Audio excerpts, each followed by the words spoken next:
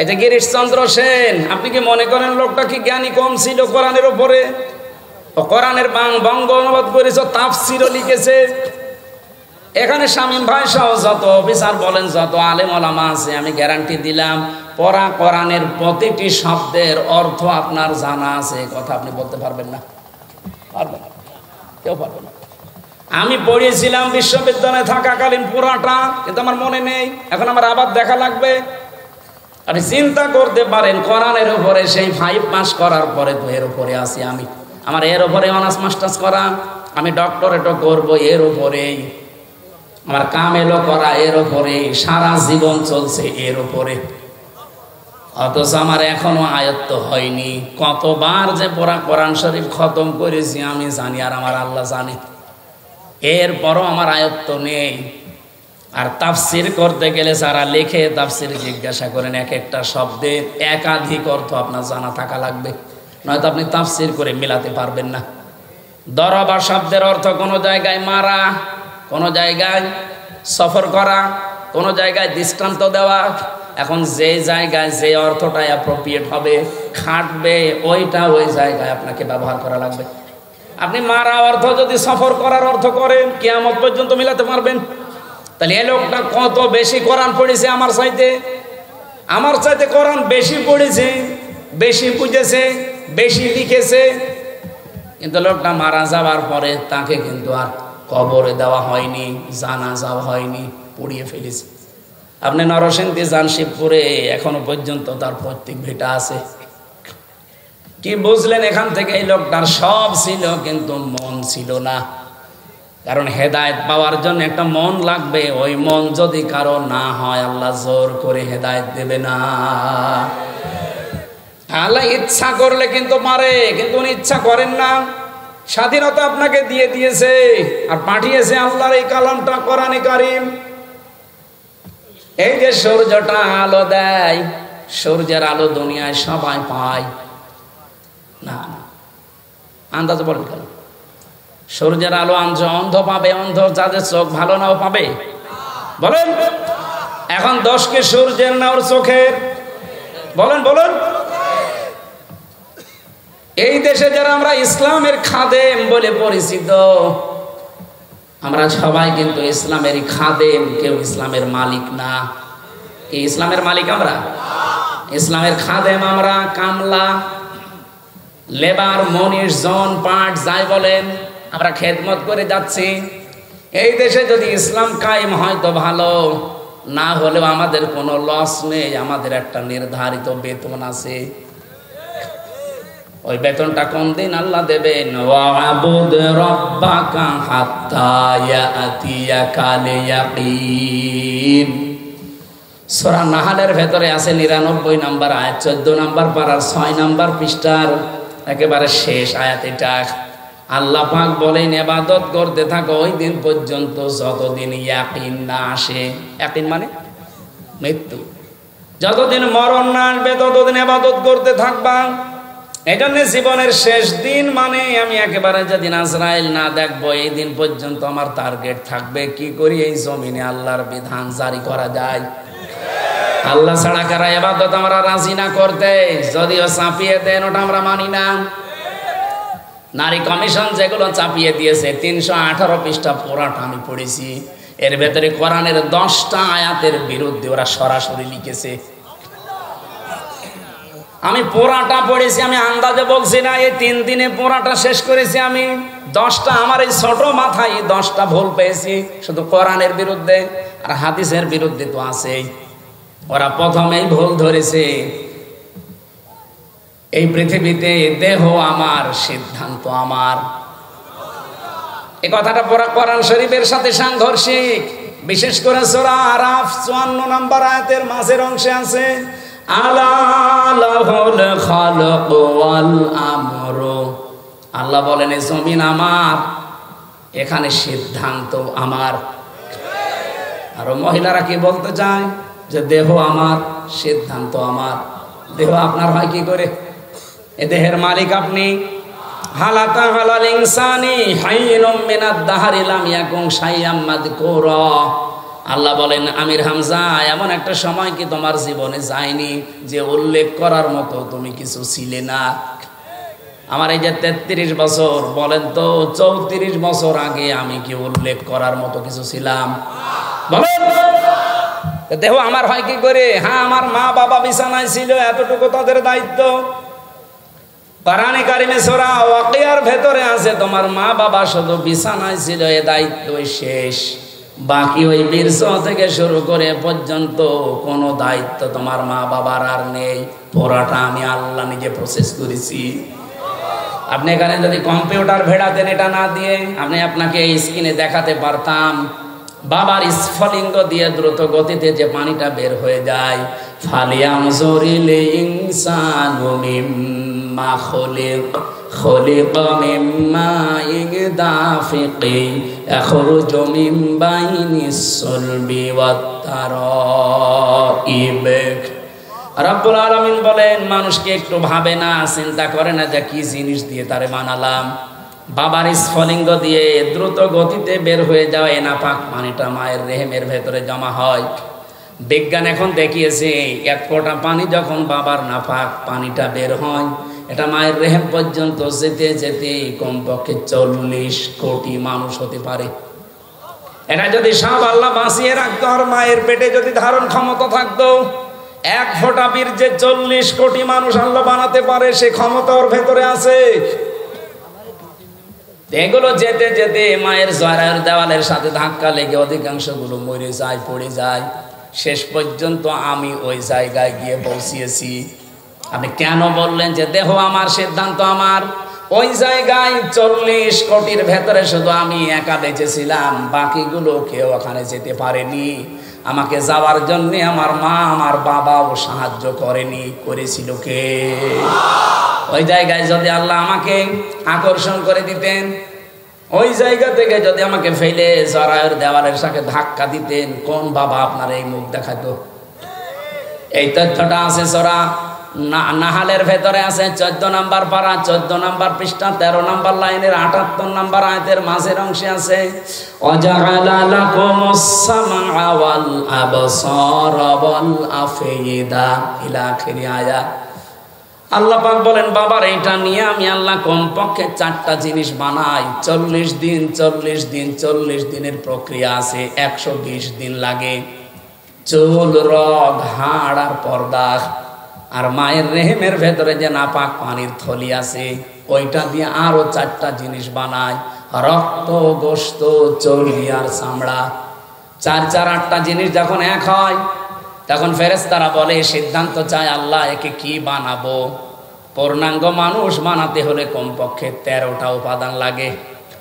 যে তোমার বাবা আপনাকে 4 4 8টা জিনিস পেয়েছেন, দিয়েছেন, বাকি এখনো কয়টা লাগবে? এই যে আয়াতটা পড়লাম, এই আয়াতের তথ্য এটা। ওয়াজাআলা লাকুমুস সামআ মানে এই যে শ্রবণ শক্তি, ওয়াল আবসারা এই দর্শন শক্তি, ওয়াল আফইদা অন্তরের যে শক্তি। 5টা জিনিস আল্লাহ এখানে নাম দিয়েছেন, শ্রবণ শক্তি, দর্শন শক্তি, বাক শক্তি, আকেল শক্তি আর ঘ্রাণ শক্তি। এই 5টা আল্লাহ বলেন আমার রব নামের কারণে আমি তোকে ভিক্ষা দিয়েছি। আমার বান্দা যেহেতু, তো এই জন্য আমি তোকে দিয়েছি আমার রব নামের কারণে। 8 5 13টা জিনিস যখন এক হয়ে যায়, তখন আকৃতির তৈরি করার সিদ্ধান্ত আসে। ফেরেশতারা বলে, ওয়াল্লাযী ইউসাউবিরুকুম ফিল আরহামি কাইফা ইয়াশা, তিনি সেই আল্লাহ যিনি মায়ের রেহেমের ভেতরে তোমাদের আকার আর আকৃতি তৈরি করেন। এই আকৃতি তৈরি করতে আল্লাহ আপনার মায়ের কাছে জিজ্ঞাসা করেছিল যে ফর্সা বানাবো না কালো বানাবো? বলো।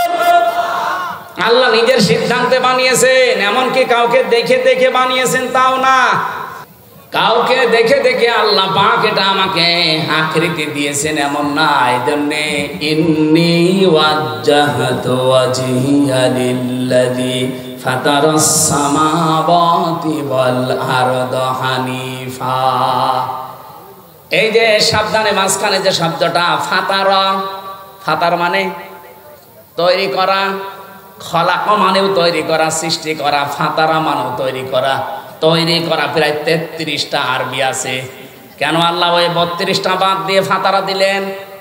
ফাতার শব্দের শাব্দিক অর্থ হচ্ছে এমন ভাবে তিনি বানিয়েছেন কোন নমুনা, কোন আকার, কোন মডেল ছাড়া। পেটের ভেতরে যে আমাদের আকৃতি আল্লাহ বানিয়েছেন, এটা কি একটা দেখি আর একটা না। বিজ্ঞান এখন দেখাচ্ছে আমাদের 3.5 হাত বডির ভেতরে কমপক্ষে 5টা জিনিস তো এমন আছে যেটা আজ পর্যন্ত কারোর সাথে মেলে নাই, কিয়ামত পর্যন্ত মিলবেও না। তার 1 নম্বরে হাতের এই ছাপ, এখানে 153টা রেখা আছে, আজ পর্যন্ত কারোর সাথে মিলছে না, কিয়ামতের আগে মিলবেও না। 2 নম্বরে আমাদের এই চোখের ভেতরে 5টা জিনিস আছে, money, less, lens, equal, deep equal, এগুলো আজ পর্যন্ত কারো মেলে নাই, মিলবেও না। 3 নম্বরে চামড়া, 9768 প্রকার চামড়া এই 3.5 হাত বডির ভেতরে আছে। এক একটা চামড়ার এক এক রকম গুণ। আশ্চর্যের বিষয়, আমি নিজে দেখেছি। আমার চামড়া, শামীম ভাইয়ের চামড়া হয়তো মনে হচ্ছে এক, আমার চামড়া কেটে যাক, ফেটে যাক, ছিঁড়ে যাক, পুড়ে যাক, ওনার চামড়া কেটে লাগিয়ে দেবেন, ভালো হওয়া দূরের কথা, পছন্দ হবে, জীবনও ভালো হবে না। আমার চামড়া যদি আমার শরীরের কোনো জায়গা থেকে কেটে এনে লাগিয়ে দেন, ওটা কিছুদিনের ভেতরে আবার মিলে যাবে, ভালো হয়ে যাবে। আল্লাহ এখান থেকে একটা তথ্য দিতে চেয়েছেন, ওয়ালা তাজিরু ওয়াজিরাতু উযরা উখরা, আয়াতের ব্যাখ্যায় পাবেন, তাফসিরে মাজহারির ভেতরে আছে যে তোর চামড়ার সাথে শামীমের চামড়া মেলে না, আর কিয়ামতের দিন ও তোর পাপের বোঝা বহন করে নিয়ে যাবে। ও বলে তুই বিশ্বাস করিস? তুই একটা পাগল আর একটা ভণ্ড। এরকম পাগল আর ভণ্ড দেশে নেই। কত দরবার থেকে আওয়াজ উঠতেছে, কোনো চিন্তা নেই, বাবা আছে, বাবা পার করবে। বাবার কি হবে বাবা জানে, আর বাবা ইচ্ছা করলেও পারবে না, কারণ কেউ কারো বোঝা বহন, বলেন বলেন, কেউ কারো বোঝা বহন করবে না। ভরসা করবেন না, নিজের কাজ নিজে করে যান। চামড়ার পরে আমি দেখেছি আস্বাদন স্তর, এই যে আমাদের জহব্বার ভেতরে যে স্বাদ নেওয়ার স্তর আছে, বিজ্ঞান এখন জানিয়েছে কয়েক ইঞ্চি জহব্বার ভেতরে কমপক্ষে 2 কোটি আস্বাদন স্তর আছে। মানে 2 কোটি খাবার যদি একটার পরে একটা দিতেই থাকে, ও প্রত্যেকটা খাবারের আলাদা স্বাদ বলি দিতে পারবে, সে ক্ষমতা জহব্বার আছে। আমি বাংলাদেশ সহ বললাম না, কতগুলো দেশ ঘুরলাম, কোন জায়গায় আমি 2 কোটি খাবার একসাথে রান্না পাইনি। আপনি পেয়েছেন? যত নামি দামি হোটেল হোক, আমি বাংলাদেশে এক জায়গায় 120 প্রকার পেয়েছি। গাজীপুরের নিরিবিলি হোটেলে কাপাসিয়ায়, এটা সর্বোচ্চ পেয়েছি 120 প্রকার। ও মালিকের নাম তোতা মিয়া। বললাম যে ভাই কি কি আছে নিয়ে আসেন তো। ও আল্লাহ খাবার নিয়ে এসেছে। এটা কি? কাঁঠালের পাতা ভর্তা। কাঁঠালের পাতা ভর্তা এবার খাবার হইল? বাঁশের পাতা ভর্তা, বেগুনের পাতা ভর্তা, সব মিলিয়ে 120 প্রকার। আপনি চিন্তা করেন, সব মিলিয়ে বানাচ্ছে 120 প্রকার। আর আমার আল্লাহ মাত্র কয়েক ইঞ্চি জহব্বার ভেতরে স্বাদ নেওয়ার স্তর দিয়েছেন কত।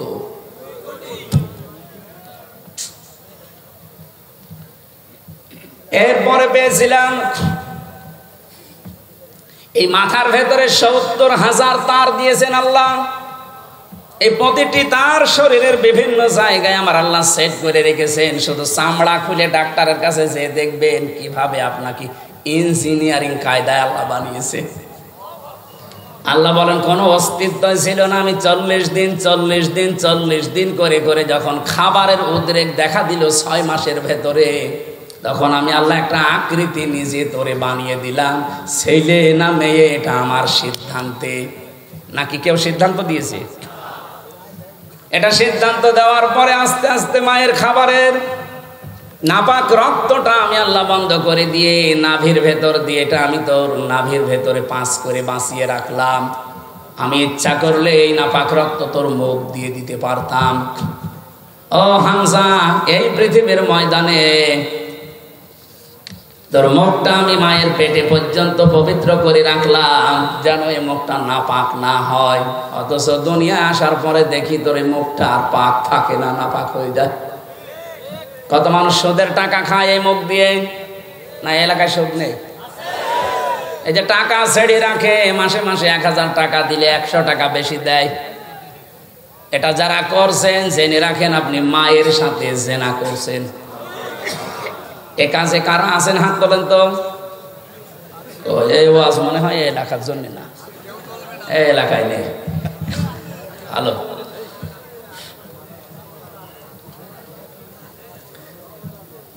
আমি অনেক কিছু খোঁজ নিয়েছি। আমি আসার সময় শুনছিলাম, আমার মনে হয় এখানেও থাকতে পারে, ওয়াজ শুনে যে সুদের টাকা তুলবে। এটা বন্ধ করেন ভাই। মায়ের সাথে জেনা করে নামাজ হয়, রোজা হয়, হজ করতে যান, হজ হয়। কোন পাগলামি করেন আপনি? না খেয়ে মরে যান। সুদের টাকা খাওয়া যাবে না, বাদ দেওয়া লাগবে।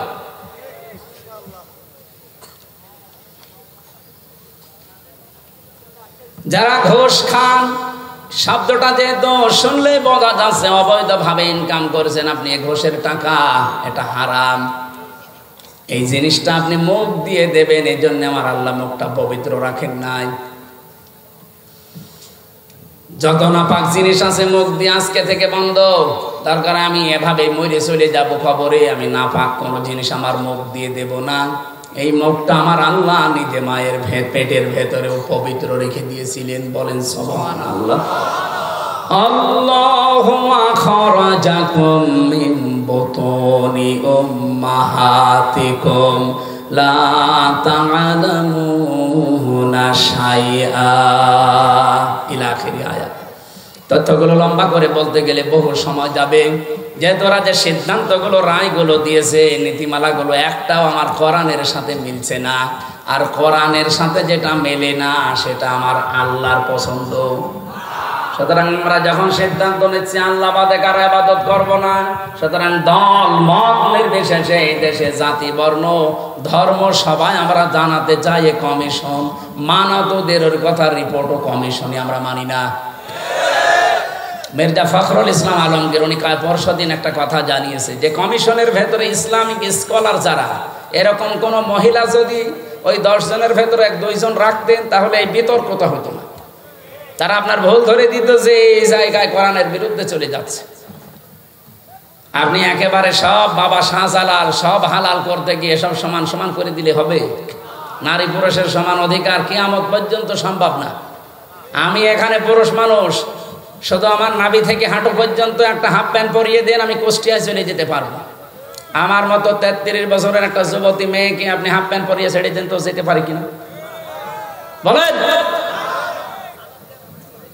এই জন্য আমার মনে হয় রিপোর্ট গুলো যারা দিয়েছেন এরা মেয়াদ উত্তীর্ণ গাঁজা খেয়েছে। মেয়াদালা গাঁজা খেলেও তো এরকম রিপোর্ট কেউ দেয় না। মেয়াদালা গাঁজা খায় আমার লালনের মাজারে দেখি কুষ্টিয়ায়। মেয়াদালা গাঁজা খায় তো এই জন্য পড়ে থাকে, পুলিশ পাহারা দেয়। পুলিশ যে পাহারা দেয় ওরা গাঁজা খায়, গাঁজা খেয়ে পড়ে থাকে, কথা বলে না। আর এরা গাঁজা খেয়েছে কিন্তু মেয়াদ উত্তীর্ণ হওয়া গাঁজা, এই কারণে এমন উল্টাপাল্টা করতেছে। এগুলোরে আর বাইরে রাখা আমার মনে হয় ঠিক হবে না। দায়িত্বে যারা আছেন এদেরকে তাড়াতাড়ি পাবনায় পাঠিয়ে দেন। এই 4-5 দিন আগে পাবনায় গিয়েছিলাম পাগলা গারাত দেখতে, যে দেখি পাগল আর বেশি নেই। দায়িত্বশীল একজন বসে, হুজুর পাগল যা আসে সব ভালো হয়ে চলে যায়, ওইগুলো পাঠানোর দরকার। ওগুলো তো ভালো হচ্ছে না, ওইগুলো পাঠানো দরকার। আল্লাহ না'বুদা ইল্লাল্লাহ, আল্লাহ বাদে কারো ইবাদত করা যাবে না, এটা ঐক্য হওয়ার ভেতরে মূল পয়েন্ট। নবীজির মিশন ছিল এইটা যে তাওহীদ প্রতিষ্ঠা করতে হবে। দুনিয়ার মানুষকে বলেছিলেন আসো আমরা এই একটা কথার উপরে ঐক্যমত হই যে আল্লাহ বাদে আমরা কারো ইবাদত করব না। যে যা করছেন করেন, কিন্তু আল্লাহ বাদে কারো ইবাদত, কারো বাবার ইবাদত চলবে না। ইবাদত হবে কার? ওয়ালা নুশরিকা বিহি শাইআ, আল্লাহর সাথে কোনোদিন আর শরীক করব না আজকে থেকে। এই যে শিন রা কাফ শিরকুন, এক একটা শব্দে লক্ষ লক্ষ কথা আমি তাফসীরে পেয়েছি। শিরিক বিল জাত, শিরিক বিল সিফাত, শিরিক বিল ইখতিয়ারা, শিরিক বিল হুকুক, এভাবে 120 প্রকার আছে। এটা তো একটা একটা করে পয়েন্ট ধরে বলতে গেলে এখন আবার লাগবে 2 ঘন্টা। এরপরে ওয়ালা ইত্তাখিযা বা'দুনা বা'দান আরবাবাম মিন দুনিল্লাহ, রবের বহুবচন আরবাব। এর রবের অর্থ আছে 19টা, এর ভেতরে সামরাইজ করে পাওয়া যায় 5টা।